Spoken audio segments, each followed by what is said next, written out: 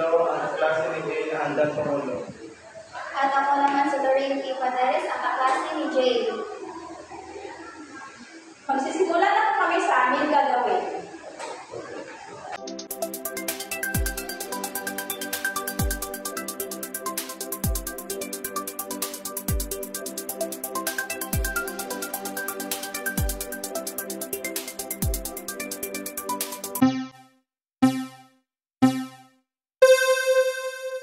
Magandang araw mga kapodcast.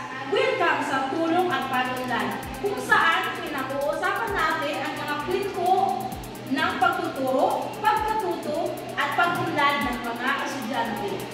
Sa episode na ito, tatalakayin natin kung paano matulungan ng isang guro ang isang estudyante na naghihirapan sa klase at kung paano nagkatuwang din ang mga kaklase sa kanyang journey. Kaya magsimula na po tayo.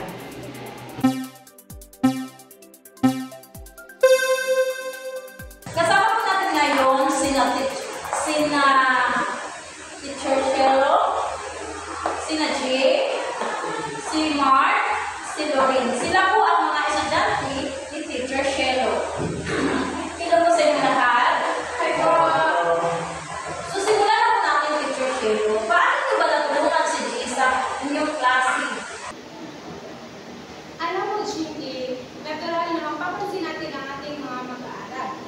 Napansin ko si Jay na madalas siyang nakayuko at mahirapan siyang sa kanyang mga reading activities. At madalas din siyang makipag-participate sa aming klase. So Jay, ano bang nararamdaman mo noon? Sa totoo lang po, nahihiya ako, natatakot ako magkamali. Iniisip ko kasi baka magpatawanan ko sa klase. Kahit gusto kong sumagot, pinipigilan ko yung sarili ko. Oo, napansin natin yun. Hindi ka naman namin pagtatawanan. Siguro dahil wala kang confidence sa sarili mo. Tama, kaya minsan gusto namin siyang tulungan, kaso hindi namin alam kung paano. So, Teacher Shelo, paano po ba natulungan si Jay sa inyong klase na maging confidence na siya? Una, kinausap ko siya privately. At tinatanong ko siya kung ano ang mga activities na nahirapan siyang sagutin. At kinausap ko rin ang mga parents niya. At tinatanong ko siya kung nahihirapan ba siya sa klase. At tinatanong ko rin siya kung saan siya mas comfortable. So, halimbawa, binibigyan mo siya ng takdang aralin o pinaparticipate mo siya sa inyong klase. Yes po, nagbibigay ako ng reading activities para sa aking mga mag-aaral. Si Jay ay nakikita ko siya, masyado siyang kinakabahan at kaya tinatanong ko siya kung okay lang ba siya kasi pag tinatawag ko siya, mas lalo siyang kinakabahan at hindi niya matatapos ang sagot niya. Tama, naaalala ko yun. Pinakabahan siya pero pinapalakpakan namin siya para maging ang kanyang confidence. Oo, grabe yun. Pero nung nakita na sumusuporta si teacher at mga klase ko, nagawa ko, doon ko nararamdaman na kaya ko pala. Oo, pansin namin yun. Pagkatapos nun, nagiging confident ka na sa sarili mo. At nag-volunteer ka natin. Wow, ang galing Teacher Shelo. So, si Jay ay napanatag mo siya sa inyong klase.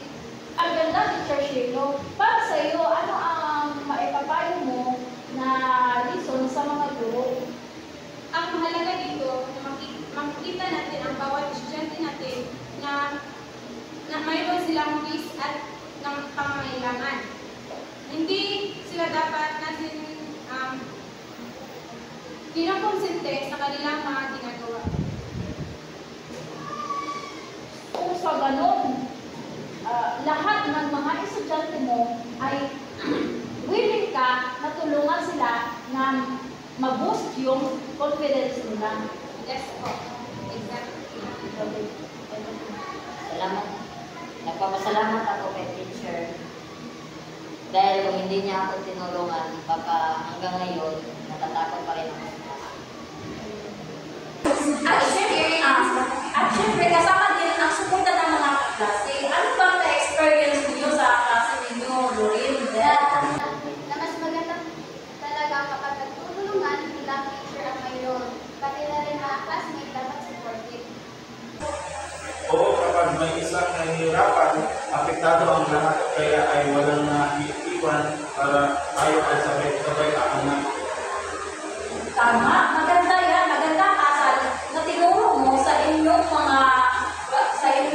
paaralan, Teacher Shelo.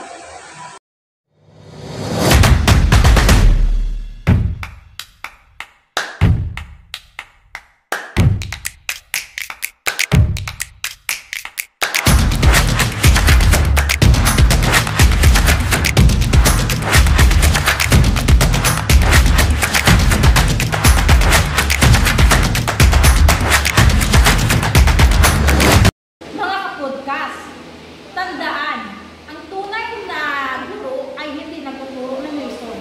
Sila ay gumagabay, nagbibigay ng tiwala at nagsisilbing tulay para sa pag-unlad ng kanilang mga estudyante. Hanggang sa susunod na episode ng Tulong at Pag